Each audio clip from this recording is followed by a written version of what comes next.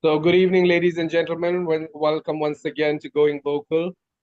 And here we are with Anupam Singh and Hemant. We're going to discuss a concept or the differences between loneliness and solitude. Now, a lot of people in the world, across the world, have been analyzed with, loneliness as a disease of some sort. Lots of people tend to be afraid of loneliness and suffer from the effects, both ill health and mental, psychological lack of well-being and things like that because of loneliness. Whereas solitude is considered to be something slightly different. So we'll just discuss it and see what the differences are and what exactly, how we can understand loneliness and solitude. So yes, I'll start off with Anupam. Anupam, how do you understand the concept of loneliness? Yeah, thank you, Rahul. How would you understand? Loneliness, kind of, if I see the dictionary meaning of it, is kind of a negative word for people. Whenever we use this word lonely, because when I think the attributes associated with this word are kind of like you already mentioned, like mental sickness. Some people, when they are not in very good atmosphere, they feel lonely, and because of this, they can have some mental issues. And I feel that loneliness is a problem which generally is generally happens to everyone. Kind of maybe in different phases of their lives, these kind of problems of being lonely can come up. Maybe in their careers, because of their careers or because of the relationships, these things will come up. So, but the thing is, everyone has to cope up with it, and we have seen that there can be drastic issues related to loneliness, where we have seen that some people commit suicide as well because of these things, because um, they feel disconnected with people in and around them. Maybe it's loneliness doesn't mean that when you are completely alone. You can feel lonely whenever you are, maybe you are in a party and you feel that you are disconnected with people. Nobody is caring about you, or nobody is kind of there with you. So you feel lonely and you feel that people in and around me don't care about me, and because of that, there can be a negative impact on your health or your mental issues. Then you feel that. Then I think this is a problem which many people, like I said, in different phases can come up. The best thing to overcome this is to convert this loneliness into a approach of being solitude. Because when you feel that I'm lonely, I'm not able to do anything, kind of it's a negative feeling for you. But I think it's a time where you can take time for yourself, analyze yourself, what you are doing, career wise or relationship wise. You can take time for yourself, do meditation, go for a walk. And many people try to overcome these kind of things through by solo traveling. I've seen a lot of people do solo traveling, and I used to say, how can someone travel solo? Because when we are traveling in a group, you can have fun. Then you there are people who can support you in case there are issues. But then these kind of things can help to build your confidence, and then you get time for yourself. You see, when you talk to people, when we are talking in a group, you see things in a different perspective. But when you are alone, you see things in a completely different scenario. So I think that's the way you can collect your thoughts, and then understand what about yourself, and then maybe you can have a deeper sense of this worldly things, and also about yourself, and then maybe you can do better. So this is what I feel, Rahul. Yeah, very interesting, very interesting. How would you guys, both of you can tell me, how would you guys describe solitude as different from loneliness? Hemant, I mean, Anupam actually mentioned some of it in his, when he was talking about it. I'd just like to hear some of your views as well, Hemant, about the difference between solitude and loneliness. What do you feel is the primary difference? Primary difference is actually, yeah, good evening. Primary difference, I would say, is in solitude, there is a physical dimension. That is, you are alone. Whereas loneliness is basically a depressive mood. It's a form of depression, loneliness. As Anupam rightly said, You can be lonely even amongst 1,000 people. If, or say you are attending a party of 20,000 people, you can still be lonely. It's a At the kind of same time, connection issue, isn't it? A kind of connection, human connection issue, according to y- what you're saying, right? yes, yes, Yes, yes, yes. yes. At the same time, solitude. In solitude, you can be very happy also. So it is an entirely different both. Though if you take it as in a glance, at a glance, if you look at it, they sound very similar. But the meanings in practical world is entirely different. Solitude is basically being alone, and it's actually an opportunity for you to reflect upon yourself. You can be very much happy in solitude. If you see the martial arts people, they all became masters in solitude. For instance, Bruce Lee, or if you take the Chinese philosopher Lao Tse, or even the rishis in India, they were all masters of people. They were all masters in solitude. Even the famous granthas like Ramayanam and Mahabharatam were written by these rishis like Vedavyasa and Valmiki, sitting in solitude. Buddha himself, who is supposed to be the ultimate in consciousness, was somebody who understood the world by sitting in, by experiencing solitude. Whereas loneliness is, as Anupam rightly said, it's a depressive or negative attitude. So it Exactly. is basically, as Anupam said, it could be various reasons. Maybe marital problems, personal issues. As you rightly said, you are not able to connect. You are losing yourself, the connection with the self. When you lose the connection with the self, you become lonely, and Fantastic. Fantastic. I actually hold those that views is as the well, that the connection of the self is a very important aspect that uh, defines yes, both yes. solitude and loneliness, or differentiates them rather. I'd say, basically loneliness. There's a lot of material about people describing loneliness as a lack of connection with the other, you know, lacking a connection in social connection. That is, maybe you don't have friends who you can really trust and open up to. You don't find that freedom. It feels within you as if you've always got to be watchful of things. You always have to be, careful about how you deal with other people. That's when you start feeling lonely, even when you're around people. So it's a kind of connection issue that loneliness is so far been defined as. But Hemant here says there is a problem where the human being is lacking that connection with himself, and that is where the loneliness is beginning to creep up. All right, so that's very interesting. What's your take on that, Anupam? How do you find that? What do you feel about it? It's very interesting thought, and I feel that's the core of what how we can define loneliness. And but the thing is, if you are asking me, I'll not be able to define it well. So I'll put question to you, Rahul. If suppose I want to connect with myself, so how through I know there are some methods like meditation.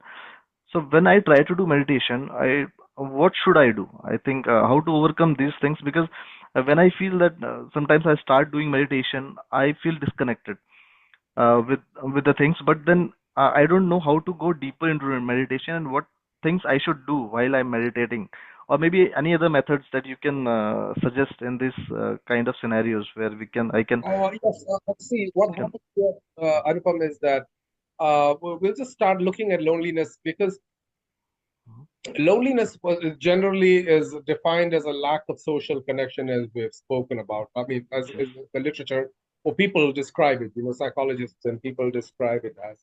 But what happens here is that the human being is generally born. When he is born Mhm. in itself, he finds himself in an almost, after an almost a lack of connection to the universe he's in. All right. He is born Mhm. himself a fragile creature, and he needs someone all the time. And after some period of time, he also begins, as he grows, he begins to discover he is in a universe that doesn't make sense to him. There is a lack of sense to exactly what that universe around him is. He doesn't know where he's going. He knows all his loved ones are going to pass. Loved ones begin to pass. And when loved ones begin to pass, there is this disconnection that happens to what he previously, as a baby, might have felt like a deep connection to his mom or his dad or to people that he loved, he begins to lose that and realize that those connections are not what he thought they were in the beginning. So what happens is that he begins to project his inner feelings on everything else he sees. So loneliness becomes a projection of that feeling he has with himself. He begins to project it on other people. He begins to feel that, that he can't trust himself. He can't trust what's within him anymore. And so he can't trust other people also. A lot of other people. He may have also come into relationships that were negative, which maybe he had an excessive need of trust, or, he became clingy to in some sort of way, and lost that connection with those people. And he finds it now hard to build other connections. And he projects his own inner feeling towards himself. I mean, about himself towards others. And he begins to feel lonely. Now, like you said, meditation, when you describe meditation, I'll get to your question. I know I haven't gotten to your question yet, answering your question yet.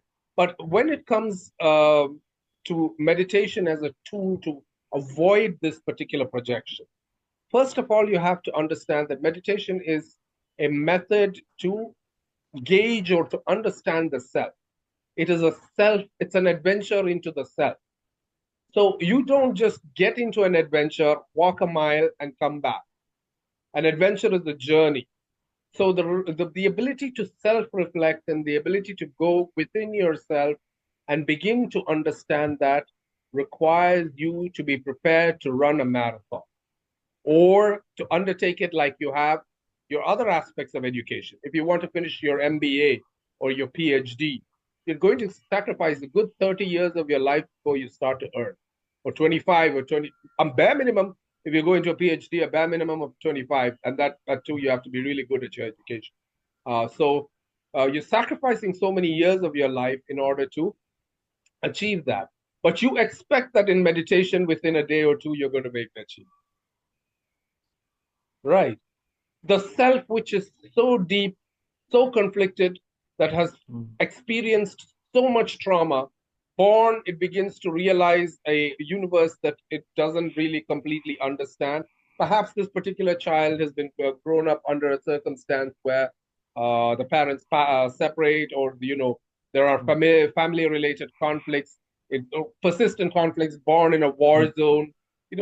These persistent conflicts disenchant the self with the self itself.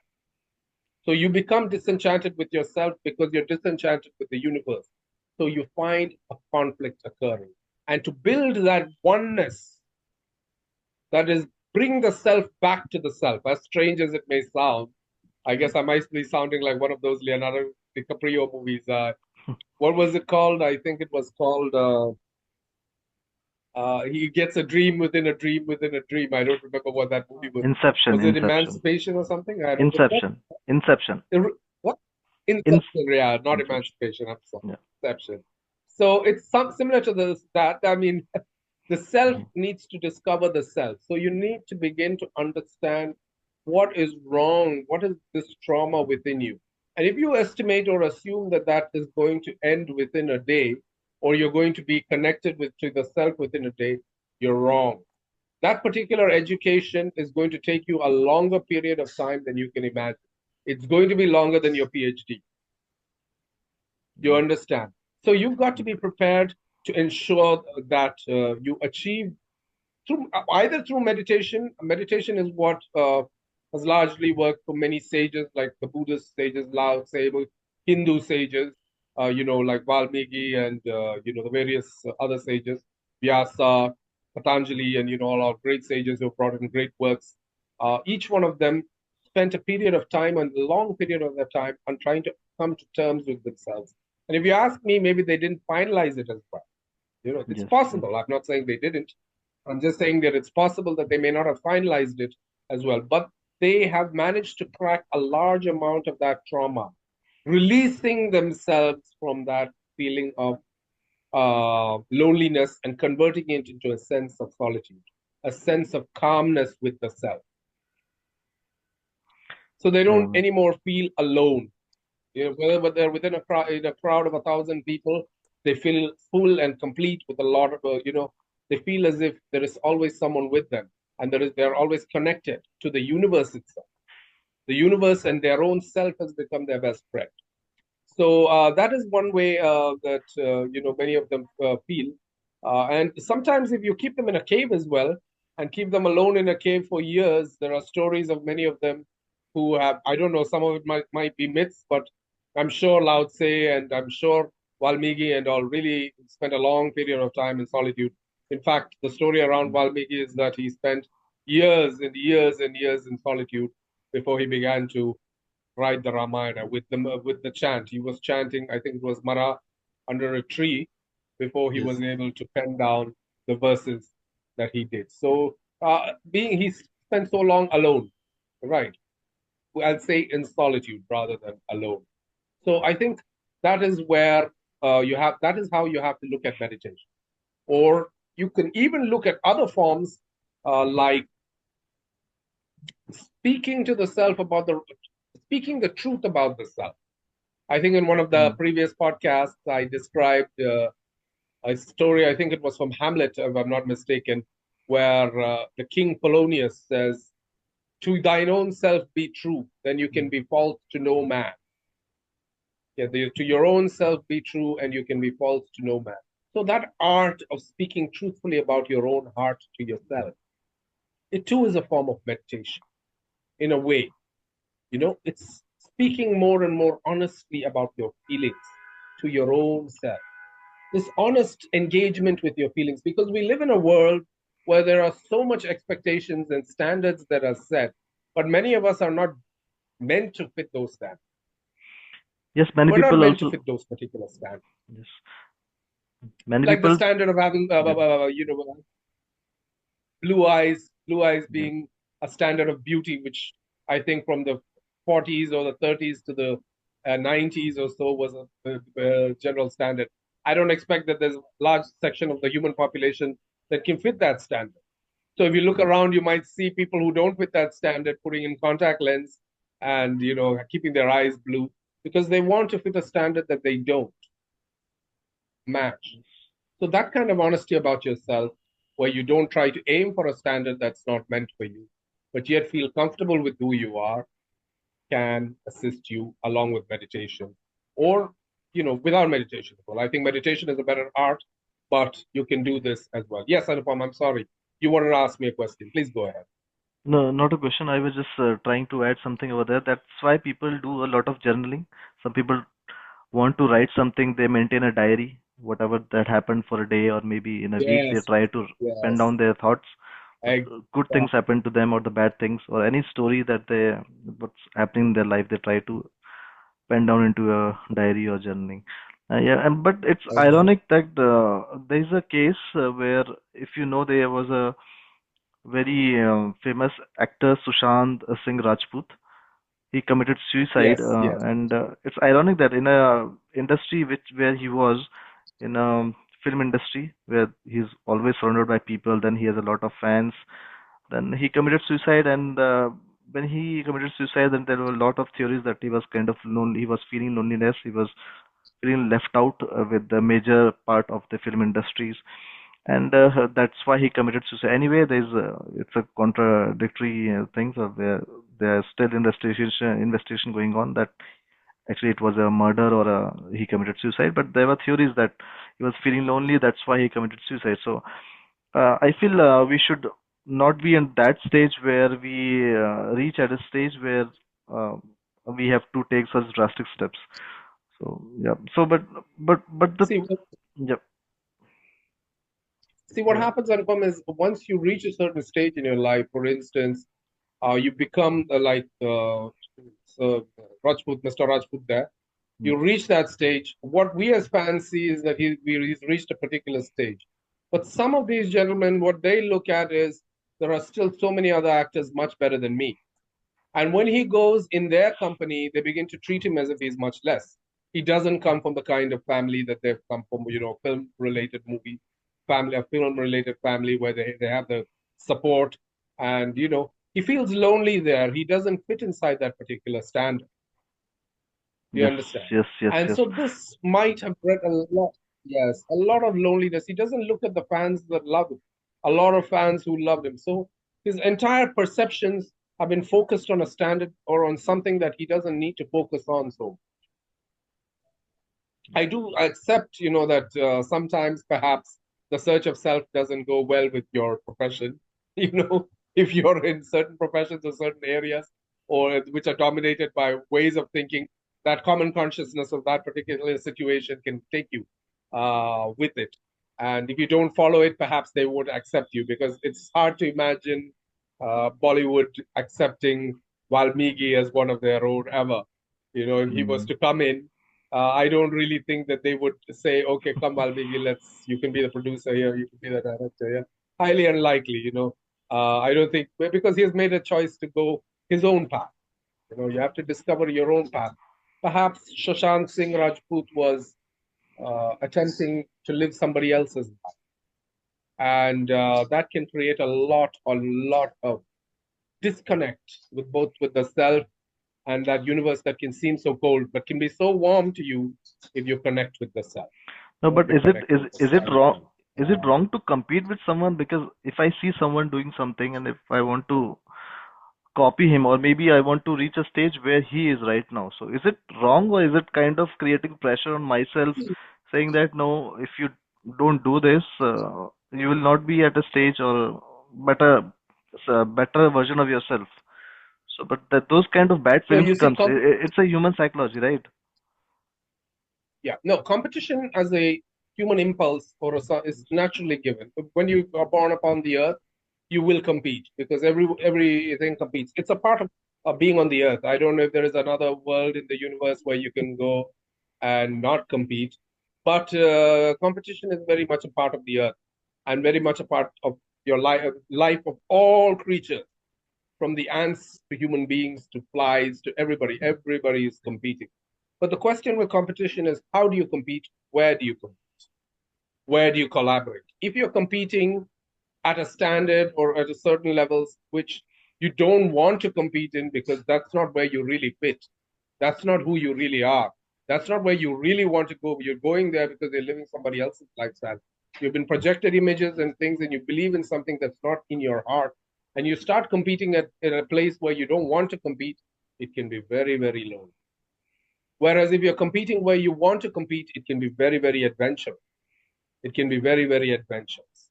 So even collaboration is also part of at least human life. Okay, I wouldn't say a tiger's life because a tiger does compete, but might not be very good at collaborating. But a human being definitely has both competition and collaboration. Everything has competition, but a human being has competition and collaboration. And species that don't collaborate, if you look at nature, you'll see many of them just go extinct. So they go extinct after some time. So collaboration is also very important. But where? What is the standard that who am I, first of all? Who am I? And when you know who I am, or at least maybe difficult to get the real exact precise picture, because I'm sure even Lao Tse spent years trying to discover it exactly. But as you get closer and closer to it, you begin to understand where exactly I should compete.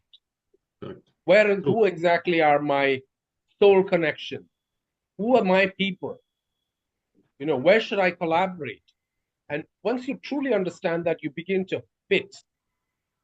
You fit with yourself, first of all, and you begin to fit with those who are around you, causing and allowing you to feel more and more full and less lonely. And I think that's the confusion with You most understand? of the people these days, where, like you said, where to fit with yourself or fit in society. So I think that's the confusion most of the people, and we try to chase things with the society, and that I think creates problems. That is because the common consciousness of society, general consciousness sets a standard. Like I said, blue eyes being a standard of great beauty. Well, it doesn't really fit if you go into Africa or if you go into Asia. Most people don't have blue eyes. So how can it be the standard of beauty? And then you wake up one day and you walk across the street and you see people in Asia putting on contact lenses to have blue eyes and attract attention, and they do attract attention. So the confused consciousness of the confused society becomes your standard. What they think, the herd mentality, becomes a standard that you set. And it's difficult to move away from the herd Exactly. because the herd offers you protection.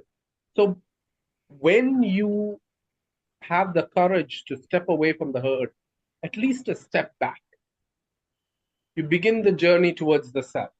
I'm not saying that you have to leave the herd. You definitely, the herd does also do good.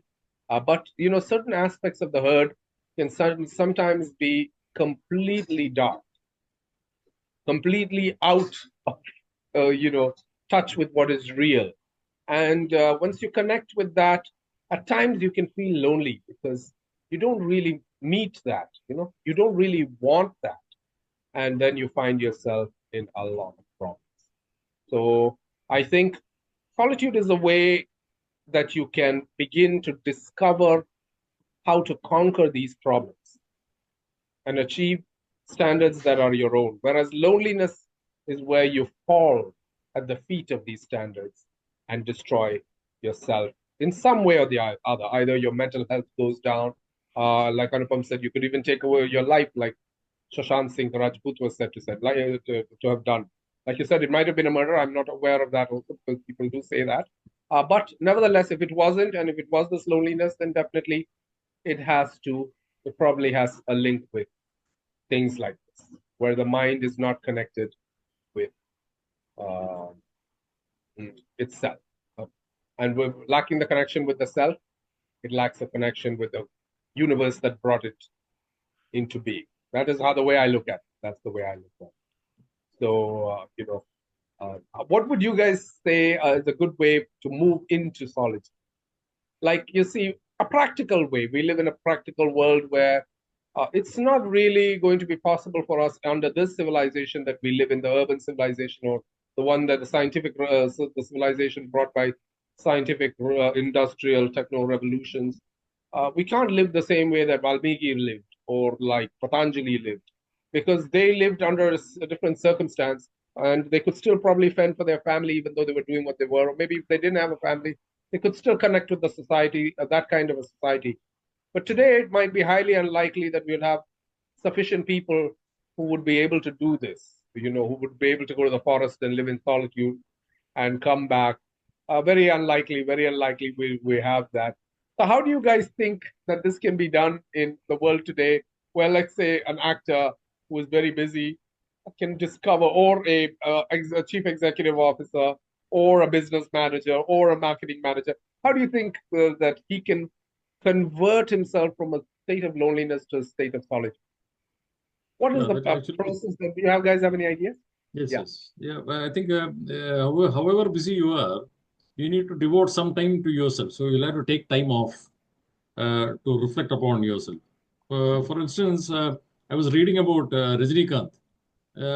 He was describing because though we are only seeing one side of Rajinikanth, that he's the superstar, but there is a human part to it. So he was saying, my fans like me, but I, as a human being, have faced a lot of problems. And there was a particular point of time, I believe, in his life when he became a star so fast that he found it very difficult to handle it.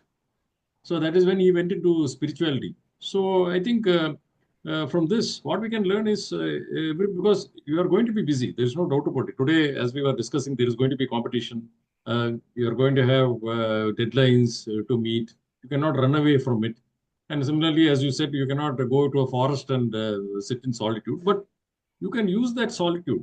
Say, probably you could get up early in the morning, say because psychologists generally say the time between 5 and 6 or 7 in the morning, where you have less disturbance and you hear more of nature, like the birds chirping and the mobile and sound of the cars and all are not there. So there is no disturbance. So you get time to reflect upon yourself. It could be meditation. It could be, see, meditation also basically is sitting sitting and or whatever, standing or sitting, whatever it is. It is reflecting about yourself, analyzing yourself. Yeah. I guess, Hemant, Yes. we're a So little pressed for time.